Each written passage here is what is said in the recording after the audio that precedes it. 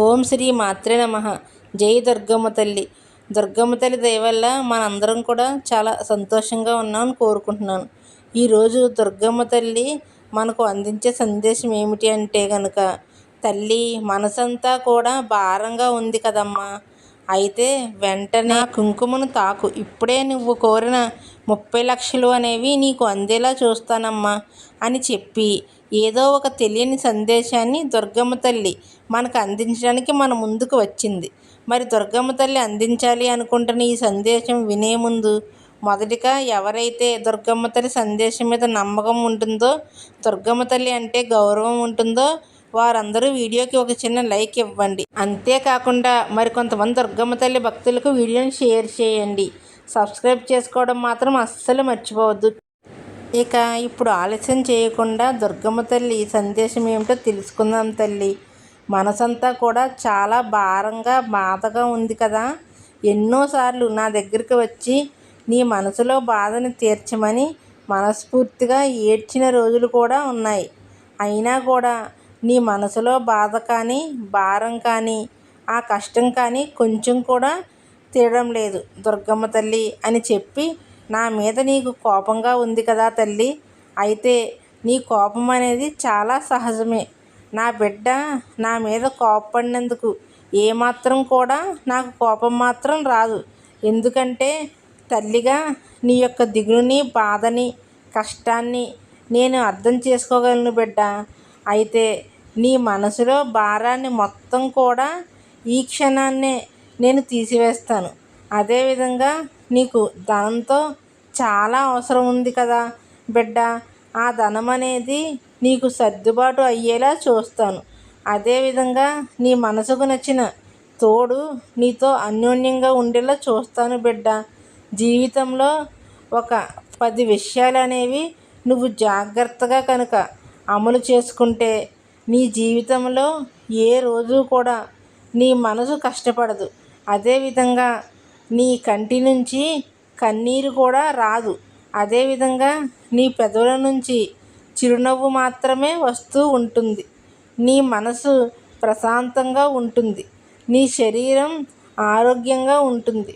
ఇక నీ కోరికలు ఎప్పటికప్పుడు తీరుతూనే ఉంటాయి. అలాంటి సులువైన 10 మార్గాలను నీకోసమే ఈరోజు తల్లి స్థానంలో ఉండి చెప్పబోతున్నాను. నా బిడ్డ జాగ్రత్తగా ఆలకిస్తుంది, వాటిని అమలు చేసుకుంటుంది. తన యొక్క కష్టం నుంచి బయటపడి ఆనందంగా ఉంటుంది అని చెప్పి నేను కోరుకుంటున్నాను. బిడ్డ, ఈ తల్లి కోరిక తప్పకుండా నెరవేరుస్తావు కదూ తల్లి. నీ చిన్ని అలక నుంచి బయటపడి ఆనందంగా ఈ తల్లి చెప్పే వాక్కును విని జాగ్రత్తగా అమలు చేసుకో అని చెప్పి ఈరోజు దుర్గమ్మ తల్లి మనకి ఒక 10 వాక్యాన్ని చెప్పాలి అనుకుంటుంది.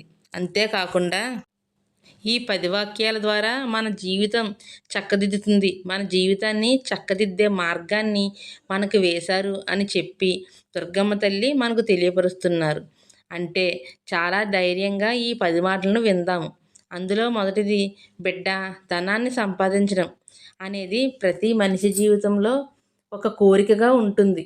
అయితే ఆ వచ్చిన ధనం లేదా నీ దగ్గర ఉన్న ధనం అనేది నువ్వు 3 భాగాలుగా ఖర్చు చేయాల్సి ఉంటుంది. అందులో మొదటిది, నీ యొక్క ధనాన్ని అంటే నీ యొక్క సంపదను ఎలా వృద్ధి చేసుకోవాలో దానికోసం నీ యొక్క ధనాన్ని ఖర్చు చేసుకుంటే నీకు ఉపయోగం కలుగుతుంది. అదేవిధంగా నువ్వు నీ నిత్య అవసరాల కోసం కూడా నీ యొక్క ధనాన్ని ఖచ్చితంగా ఖర్చు చేసుకోవాలి. అంతేకాకుండా కొంతలో కొంత ధనాన్ని కొన్ని ఆధ్యాత్మిక పనులకు ఉపయోగించాలి. అంటే నీ కారణంగా ఒక్క మనిషినైనా కానీ నువ్వు సంతోషపరచాలమ్మా. అది నా వల్ల కాదు, నా దగ్గర ఉన్నదే కొంత డబ్బు దుర్గమ్మ, నేను ఎలా మరొకరిని సంతోషపెట్టగలుగుతాను అంటే అది ఖచ్చితంగా నీ పొరపాటే అవుతుంది బిడ్డ. ఈ మానవ జీవితం అనేది చాలా అద్భుతమైన విషయం. నువ్వు ఈ జీవితంలో అడుగుపెట్టావు అంటే ఎన్ని జన్మల పుణ్యఫలమో ఒక్కసారి ఆలోచించు. మానవుడిగా నువ్వు పుట్టినందుకు కనీసం నెలలో నీ యొక్క సంపాదన ద్వారా ఒక రూ. 20 పెట్టి ఒక మనిషి యొక్క ఆకలి తీర్చినా అతను నిన్ను దీవించే విధానం ఉంటుంది. చూసావు, అది నిన్ను తరతరాలుగా కాపాడుతూ ఉంటుంది. నిన్ను అనేక కష్టాల నుంచి బయట పడేస్తుంది. కనుక నీ యొక్క సంపదని వృద్ధి చేసుకోవాలి. నీ యొక్క నిత్యావసరాలకి వాడుకోవాలి. కనీసం నీ యొక్క ధనంతో ఒక్కరినైనా కానీ సంతోషపెట్టాలి. అప్పుడే లక్ష్మీదేవి నీ దగ్గరకు అలా వస్తూనే ఉంటుందమ్మా. తప్పకుండా ఇది గుర్తుంచుకో. ఇక రెండవది, నీ యొక్క కోపాన్ని వదులుకోవాలి బిడ్డ. అతి ఆవేశంతో విసిరిన బాణం కానీ, అతి ఆవేశంతో విసిరిన మాట కానీ మనసు లోతుల్లో గుచ్చుకుపోతుంది. దాన్ని తీయడం చాలా కష్టమవుతుంది. కనుక ఆవేశంతో ఎప్పుడూ కూడా ఒకరిని మాట అనకూడదు, ఒకరిని మాట ఇవ్వకూడదు. నీ యొక్క కోపాన్ని పూర్తిగా వదులుకోవడం కోసం ప్రతిరోజు కూడా ఒక 15 నిమిషాలు నువ్వు ధ్యానాన్ని ఆచరించాలి అని గుర్తుంచుకో. ఇది నీ యొక్క శరీరానికి ఆరోగ్యాన్ని ఇస్తుంది, నీ మనసుకి ప్రశాంతతను ఇస్తుంది, నువ్వు చేసే పనుల పట్ల శ్రద్ధని ఇస్తుంది అని గమనించుకో. ఇక తరువాత మూడవది, భోజనం ఇంకా ఉపవాసం బిడ్డ. నువ్వు చేసే భోజనం అనేది నీ యొక్క దేహానికి ఎంత శక్తిని ఇస్తుందో, అదేవిధంగా నువ్వు చేసే ఉపవాసం అనేది నీ యొక్క అంతర్దేహానికి అంత శక్తిని ఇస్తుంది అని గుర్తుంచుకో. కనీసం నువ్వు నెలలో ఒక్కసారైనా కానీ ఉపవాసం ఉండటానికి ప్రయత్నించు. అది నీ శరీర ఆరోగ్యాన్ని మెరుగుపరుస్తుంది అని చెప్పి గమనించుకో. అంతా బాగుంటూనే కదా బిడ్డ నీ యొక్క సంపాదనను నువ్వు తినగలిగేది, ఆ యొక్క సంతోషాలను నువ్వు చూడగలిగేది. ఇది వాస్తవమైన మాటే కదా. ఇక నాలుగవది, సంధ్యా సమయం అంటే సాయంత్రం 6 గంటల సమయం. ఈ సమయంలో ఈశ్వరుడు తన యొక్క 3వ కన్నుతో లోకాన్ని అంతా కూడా చూస్తాడు. ఈ సమయంలో నువ్వు ఎటువంటి దూషణ మాట్లాడకూడదు. ఈ సమయంలో నువ్వు భోజనం చేయకూడదు. ఈ సమయంలో నువ్వు ఎదుటివారి యొక్క మనసుని కష్టపెట్టి వారి చేత ఎటువంటి శాపనార్థాలు పెట్టించుకోకూడదు. ఎందుకంటే ఈశ్వరుడు తన యొక్క 3వ కన్నుతో అంతా చూస్తున్నప్పుడు ఈశ్వరునికి నచ్చినట్లుగా ఉంటే నీ యొక్క దిశ దశ అనేది తప్పకుండా మారుతుంది. నీవు అదృష్టవంతునిగా మారే అవకాశం అనేది ఆ ఈశ్వరుడు కలుగచేస్తాడు. కనుక సంధ్యా సమయంలో చాలా ఆరోగ్యంగా ఉండడానికి నీవు ఒక దీపాన్ని వెలిగించుకోవడం, మనశ్శాంతి కోసం ధ్యానంలో కూర్చోవడం, అదేవిధంగా ఎదుటివారిపై, అదేవిధంగా జంతువులపై ప్రేమను చూపించడం చాలా ఉత్తమమైన మార్గం. ఈ సమయం నీ యొక్క జాతకాన్ని మారుస్తుంది అని చెప్పి తప్పకుండా నువ్వు గమనించుకోవాలి. ఇక ఐదవది, సత్యాన్నే నువ్వు ఎప్పుడూ కూడా మాట్లాడాలి. ఎందుకంటే నీవు సత్యాన్ని మాట్లాడినప్పుడు కొంచెం నీకు భయం వేసినా కూడా నీ మనసు ప్రశాంతంగా ఉండేలా ఆ సత్యమే చూస్తుంది. లేకుంటే నువ్వు అసత్యం మాట్లాడావు అంటే కనుక నీవు ప్రతి క్షణం కూడా భయంతో బ్రతకాల్సి వస్తుంది. అది నీ యొక్క ఆరోగ్యానికి, నీ యొక్క మనశ్శాంతికి అస్సలు మంచిది కాదు అని చెప్పి నువ్వు గుర్తుంచుకోవాలి. ఇక ఆరవది, నిష్కర్మ. కర్మ అంటే నీవు ఏదైనా పని చేస్తున్నప్పుడు లేదా ఎదుటివారికి నువ్వు సహాయం చేస్తున్నప్పుడు ఎటువంటి స్వార్థం లేకుండా చెయ్యాలి. అంటే నువ్వు ఎవరికైనా ప్రేమగా అన్నం పెడుతున్నప్పుడు నీ మనసులో భగవంతుడు నేను ఇతనికి అన్నం పెడుతున్నాను కాబట్టి నన్ను కష్టకాలం నుంచి బయటపడేస్తాడు అనే స్వార్థంతో ఆ పని చేస్తే దానికి నీకు ఫలితం దక్కదు. కనుక నీవు ఏ స్వార్థం లేకుండా నువ్వు ఆ పనిని చేసినప్పుడు మాత్రమే నీకు ఆ పని నుంచి అధిక ఫలితం అనేది కలుగుతుంది అని గుర్తుంచుకో. ఇక ఏడవది, అవసరం లేని కోరికలు. అవసరం లేని కోరికల వల్ల నీవు చాలా నష్టాలు, చాలా ఇబ్బందులు పడుతూ ఉంటావు. అంతేకాకుండా త్యాగం కోరుకుంటావు ఉంటావు అంటే నీవు అవసరం లేని కోరికలను తీర్చుకోవడం కోసం నీ యొక్క ధనాన్ని ఖర్చు చేసుకుంటూ ఉంటావు. వాటి కోసం ఎదుటివారిని ఇబ్బంది పెడుతూ ఉంటావు. అని నా జీవితంలో జరిగి తీరాలి అని చెప్పి ఎదుటివారితో గొడవలు పడుతూ ఉంటావు. కనుక నీకు ఏవి కావాలో అన్నీ కూడా నాకు తెలుసు. కనుక నీ యొక్క కోరికలను అదుపులో ఉంచుకోవాలి. ప్రతి మనిషికి కోరికలు అనేవి తప్పకుండా ఉంటాయి. కానీ వాటిని అవసరమైన కోరికలను మాత్రమే తీర్చుకోవాలి. తప్పితే అనవసరం అనే కోరికలను నీ యొక్క సమయాన్ని, డబ్బుని, నీ యొక్క జీవితాన్ని వృధా చేస్తాయి అని చెప్పి తప్పకుండా నువ్వు గుర్తుంచుకోవాలి. అర్థమైంది కదా? ఇక 8వది మోహాన్ని వదిలివేయాలి. అంటే ఏదైనా ఒక వస్తువుపై ఎక్కువ మోహాన్ని పెంచుకోవాలి వల్ల నీ యొక్క మనశ్శాంతి అనేది నువ్వు కోల్పోయే అవకాశం ఉంది. లేదా ఏదైనా ఒక వ్యక్తిపై నువ్వు ఎక్కువ మోహాన్ని వదులుకో అంటే ఏదైనా ఒక వ్యక్తిపై ఎక్కువ మోహాన్ని నువ్వు పెంచుకోవడం వల్ల నీ జీవితంలో చాలా కోల్పోతావు అని చెప్పి నువ్వు గమనించుకోవాలి. కనుక వ్యక్తిపై కానీ వస్తువుపై కానీ ఎటువంటి మోహాన్ని నువ్వు పెంచుకోకూడదు. లేకుంటే ఆ వ్యక్తిని దక్కించుకోవడం కోసం లేదా ఆ వస్తువుని దక్కించుకోవడం కోసం నువ్వు ఎన్నో రకాల ప్రయత్నాలు అనేవి జీవితంలో చేస్తూ ఉంటావు. ఆ ప్రయత్నాల్లో నువ్వు అడ్డదారి తొక్కుతూ తప్పుడు పనులు చేస్తూ ఉంటావు. కనుక మోహాన్ని వదిలితేనే నీ జీవితం చాలా ప్రశాంతంగా ఉంటుంది అని చెప్పి గుర్తుంచుకో. ఇక 9వది ఏంటి అంటే కనుక సకారాత్మకమైన ఆలోచన. ఆలోచనలు అంటే నీ మనసులో ఎప్పుడూ కూడా పాజిటివ్ ఆలోచనలు మాత్రమే రానివ్వాలి. అంటే నేను అనుకున్న రేటుకే నా యొక్క పొలం అమ్ముడుపోతుంది, నేను అనుకున్నట్లుగానే నా ఇల్లు నేను కట్టుకోగలుగుతాను, నేను కోరుకున్న విధంగా నా ఆరోగ్యం సరైపోతుంది, నేను ఆనందంగా ఉంటాను, నేను ప్రశాంతంగా ఉంటాను, నా బిడ్డలు చక్కగా చదువుకుంటారు. అలాంటి పాజిటివ్ ఆలోచనలు వీటి వల్ల నీ మనసు ప్రశాంతంగా ఉంటుంది.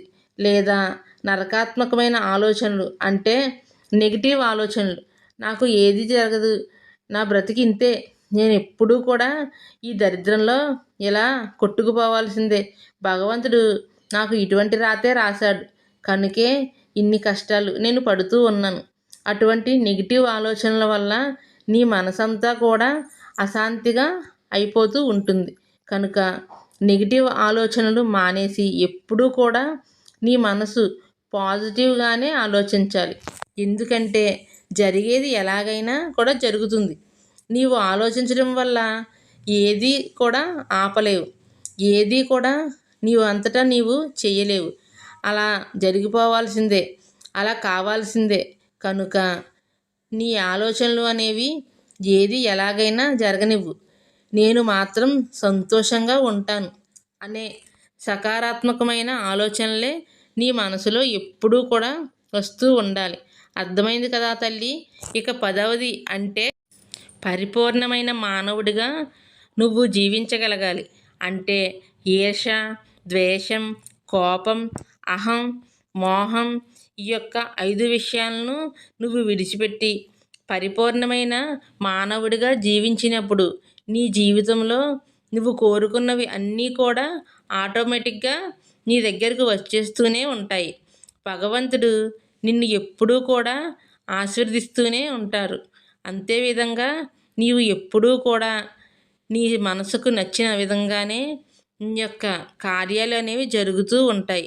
అలా కాకుండా ఈర్ష్యపడుతూ, ద్వేషాన్ని చూపిస్తూ, కోపంతో ఊగిపోతూ, అహంగా ప్రవర్తిస్తూ, మోహాన్ని వదిలిపెట్టకుండా ఉంటే నీ జీవితం అనేది సర్వనాశనం అవ్వడానికి ఇవన్నీ కూడా ఒక మెట్లుగా నీకు ఉపయోగపడతాయి. కనుక వీటన్నింటినీ కూడా వదిలిపెట్టి పరిపూర్ణమైన మానవుడిగా జీవించాలి. వీటన్నిటినీ కూడా నువ్వు జీవించినప్పుడే, వీటన్నింటినీ కూడా నువ్వు వదిలిపెట్టినప్పుడే నీకు అంతా కూడా పాజిటివ్ వైబ్స్ అనేవి కలిగి నీ జీవితంలో నీ యొక్క దశ అనేది నీకు తగ్గట్లుగా తిరుగుతుంది అని చెప్పి గమనించుకో బిడ్డ. ఎప్పుడైతే ఈ 10 వాక్యాలు విని నీవు నా కుంకుమను తాకినట్లుగా నీ మనసులో భావించావో అప్పుడే నీ మనసులో ఏదైతే నువ్వు సంకల్పం చేసుకున్నావో ఆ సంకల్పం అనేది నీకు తప్పకుండా నెరవేరుతుంది బిడ్డ. ఈ యొక్క 10 మాటలను కనుక నువ్వు జీవితంలో అలవాటు చేసుకున్నట్లయితే నీ యొక్క సంకల్పం ఏదైనా కానీ అది 1 కానీ 10 కానీ అవి తప్పకుండా నెరవేరే తీరుతాయి బిడ్డ. నీ యొక్క తోడులో నువ్వు చాలా అశాంతిని పొందుతున్నావు. అతను లేదా ఆమె నీకు నచ్చినట్లుగా ఉండటం లేదు, వారితో నాకు చాలా ఇబ్బందులు కలుగుతున్నాయి అని చెప్పి భావిస్తూ ఉన్నావు. అయితే నేను చెప్పిన ఈ 10 మాటలను అతని పట్ల లేదా ఆమె పట్ల కనుక నువ్వు ఉపయోగించి చూడు, అంతా కూడా నీకు అనుకూలంగా జరుగుతుంది. ఇక డబ్బుల విషయానికి వస్తే తప్పకుండా నా కుంకుమను తాకి నీ మనసులో సంకల్పాన్ని చెప్పుకుంటే నీవు కోరిన సొమ్ము అనేది నీ పాదాల దగ్గరికి వచ్చి చేరుతుంది బిడ్డ. జీవితంలో ప్రతిదీ కూడా పాజిటివ్గా ఆలోచించి అంతా కూడా నాకు అనుకూలంగానే జరుగుతుంది అని నువ్వు భావించినప్పుడు ఏదైనా కానీ కనీసం విశ్వంతో సహా నీకు సపోర్ట్ చేస్తుంది అని చెప్పి గమనించుకో. ఇక అంతేకాకుండా నీ తల్లి అయిన ఈ దుర్గమ్మ తల్లి బలం అనేది ఎల్లప్పుడూ కూడా నీకు వెన్నంటే ఉంటుంది అని చెప్పి ఖచ్చితంగా గుర్తుంచుకో. కనుక ఇక దేని గురించి ఆలోచించకుండా నీ మనసుని స్థిమితంగా ఉంచుకొని ప్రశాంతంగా జీవించడానికి ప్రయత్నించు.